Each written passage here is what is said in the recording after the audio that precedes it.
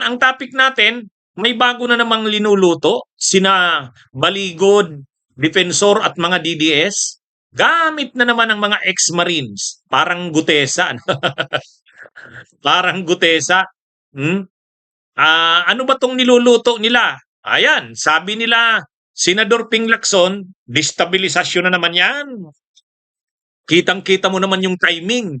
Itinaon sa anniversary ng EDSA, itinaon sa impeachment ni Sara, itinaon sa ICC hearings.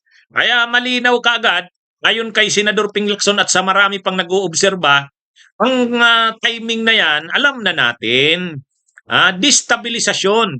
Kasi talagang sirang-sira ang kampo ng Duterte. Ay tingnan mo naman yung lumalabas doon sa pagdinig ng ICC. Talagang grabe ang ginawa ni Duterte sa bansa natin. Pagkatapos naman, mag-i-impeachment na si Sara sa March 2, Lunes, simula na. Pagkatapos, anniversary ng EDSA. Kaya sabi ng marami, ano na yan? Mga pakulo na naman yan ng mga DDS. Yang mga at ang nangunguna ay itong si Defensor na naman, yung pasimuno ng Gutesa na pumalpak. Ngayon, ang gamit na naman ni Defensor ay mga ex-Marines na naman. Kaya lang, nagsisimula pa lang, ang dami na kaagad mga palpak. Ang dami na kaagad mga palpak. Kaagad-agad, dinidinay na ng mga Marines. Hindi naman daw yun mga Marines talaga. Ilan lang daw dun yung totoong Marines. Ang karamihan pati daw nun, mga dishonorably discharged. Ibig sabihin, tinanggal na talaga sa serbisyo dahil nakagawa ng mga kalokohan. Yan yung sinasabi ng Philippine Marines. Nakakahiya nga daw sa kanila. Ang matindi kasi diyan na inaakusa nila Defensor, ang ICC daw ay ginastusan ni Trillanes, $2 million, $2 million ang iningkas. Nila Trillanes at ginamit yon para sa mga ICC investigators. Pangalawang sinabi doon ang ginamit nila Defensor na nagpipresent itong si Attorney Levy Baligod. Ito DDS na ito noon pa. Ang isa pang sinasabi nila, nag-distribute daw ng mali-malitang pera, milyon-milyon ang dala. Ang problema, ang sinasabi nilang binigyan ng mali-malitang pera, ngayon na naman, sila Franz Castro, sila Arlene Brosas, sila Leila de Lima, sus naman. Yan naman sila, hindi ka panipaniwala yan. Sila Leila de Lima, sila Franz Castro, wala na. Kaya nga ang linaw-linaw, ano na ito? Wala naman itong anong ito. Anyway, mga kabunyog, mga kababayan, itong ginagawang ito ng nila Defensor, ang pasimuno na naman itong linalabas na ito, mga bago na naman na pakulo, may bago na naman silang pakulo, si Defensor na naman, yung pasimuno kay Gutesa. Ngayon, ang katulong niya na naman na ginagamit dito, itong Attorney Levy Baligod. DDS ito, matagal na itong DDS si Levy Baligod.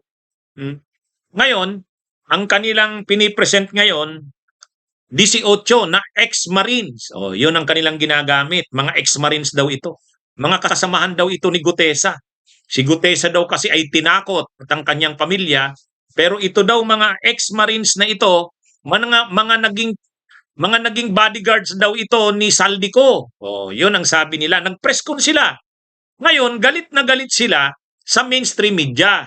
Bakit daw hindi kinukover ng mainstream media ang press ko na yon? Pati nga ako, galit sa akin ng mga DDS. Sabi ng mga DDS, ikaw Attorney Enzo, bakit hindi mo dinidiscuss yung tungkol sa 18 Marines? Bias ka talaga.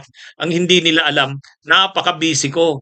Ay siyempre, maghapon nga ngayon, hindi ako nakapag-live. Lahat lang mga source. Ibig sabihin, yung ginawa yan ng mga staff ko na yung mga interviews at saka yung mga coverage sa mga nangyayari sa Pilipinas, yan yung source. Matagal akong hindi nakapag-live. Ngayon, inaakusa ako ng mga DDS, bias daw ako, hindi ko daw dinidiscuss ito, samantalang newsworthy daw ito. Bakit daw mainit na balita itong tungkol sa expose ni Baligod at saka ni Mike Defensor, itong 18 Marines, hindi ko daw dinidiscuss.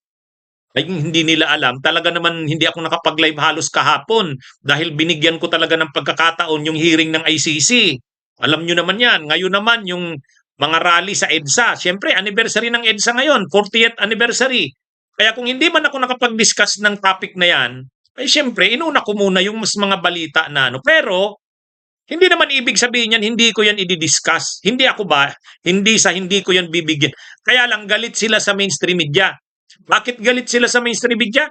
Hindi daw kasi binibigyan ng pansin. Ha? Galit ang mga DDS. Nabasa ko nga yung post ni Attorney Raul Lambino.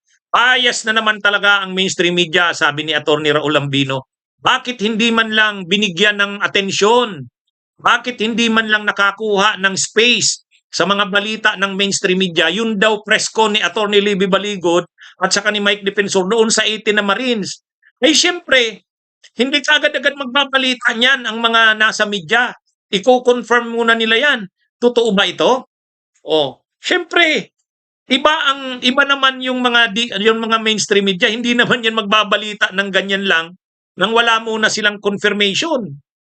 Ha? Ay kilala na kasi ang mga DDS na mga fake news peddlers, nagkakalat ng fake news. Ha? Kaya ayaw siyempre ng mainstream media niyan, magiging kasangkapan na naman sila sa pagkakalat ng fake news. Oh. Kaya mga kabunyog, mga kababayan, hindi natin masisisi ang mainstream media. Kilala na kasi ang mga DDS na tagapagkalat ng fake news, kaya hindi nila to binigyan kaagad ng pansin. Ha? Eh, ano naman sila? Kung sila sana na mga DDS ay hindi nagkakalat ng fake news, kada sana presko nila agad-agad ilibabalita yan ng mainstream media. Eh ngayon hindi binabalita ng mainstream media, galit sila. Galit sila. Anyway, ngayon pa nga lang lumalabas na pinapasinungalingan na ng Philippine Marines, hindi naman daw lahat Marines yun. Hindi daw lahat yun mga Marines, saka mga ex-Marines daw ang ang mga yon. Karamihan daw doon hindi naman talaga Marines. Kung Marines man sila, wala na sila sa Marines kasi tinanggal na sila sa serbisyo. At nang tinanggal sila sa serbisyo, dishonorably discharged. O doon pa lang, alam na kaagad. At saka makikita mo naman doon sa press con, habang nagpe-press con, nagtuturuan sila. Tinatanong yung isa, may hawak ng mikropono, pinasa sa isa. Ha? Ngayon nga lang may mga post na. Ang sabi nagdadala daw na. Ano ito mga kabunyog, mga kababayan, itong presko na ito nila Baligod, ngayon pa lang unang-una pinapabulaanan na ng Marines. Sabi ng Marines, hindi daw totoong mga Marines yung mga yun. Hindi daw mga Marines yun. Mga ano daw yun? Ha? Mga Marines talaga ang iba pero dishonorably discharged na, wala na. Ha? Alam nyo mga kabunyog, mga kababayan, ang sinasabi kasi nila dyan, mga tao daw yan ni Saldico. Yan daw ay mga nag-escort kay Saldico sa pag-deliver ng mga mali-malitang pera. Yung dating issue ng mali-malitang pera. Ang dapat talaga nilang gawin dyan, pauwiin si Saldico. Yun. Total, kakampi naman na nila si Saldico. Di ba? Sabi ni Mike Defensor, nakakausap niya na si Saldico. O ba't hindi nila pauwiin si Saldico?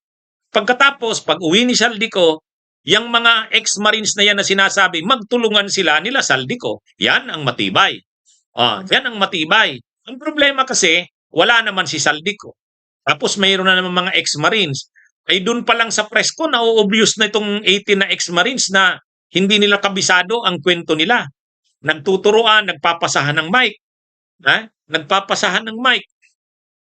At saka, alam nyo, doon pa lang sa sinabi nilang mga taong binigyan nila ng pera daw, si Laila de Lima, si Congresswoman Franz Castro, wala na. Hindi naman kapanipaniwala yun.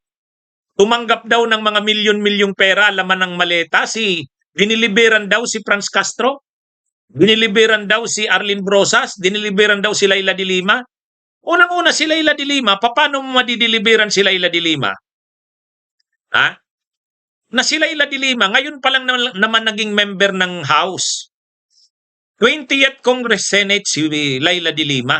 20th Congress, hindi pala Senate. 20th na House Congress na House of Representatives. Ang pinag-uusapan dito, noong panahon pa ng 19th Congress, ibig sabihin 2019 to 2022 to 2025. Si Laila de Lima naging congresswoman mula June 30, 2025. Oh, ano naman nangyari yan? Doon pa lang, paano ka nagsabing nagdala kay Laila de Lima? Hindi pa naman congresswoman si Laila de Lima noon. Naging congresswoman pa lang si Laila de Lima, ngayon pa lang. Di ba na-elect siya May 2025? Oh, bakit nasama doon si Laila de Lima? Oh, yan pa lang, ano na. At saka dinalhan daw ng pera sa bahay ni Marcos doon sa Paway. Hindi naman pala sa Paway ang bahay ni Marcos, sa Lawag. Oh, kaya wala na, nasisira na. Ito na naman, yung ano na naman na yan ni Mike Defensor, wala na naman yan. Mauuwi na naman yan sa kahihiyan. Katulad na naman ang nangyari kay Gutesa. Bunyog, bunyog, halikan na kasama ka. Bunyog, kapag buklod ay may pag-asa. Luzon, Visayas, Mindanao, isa ang pananaw. Sa bagong Pilipinas ang bunyog isisigaw. Bunyog,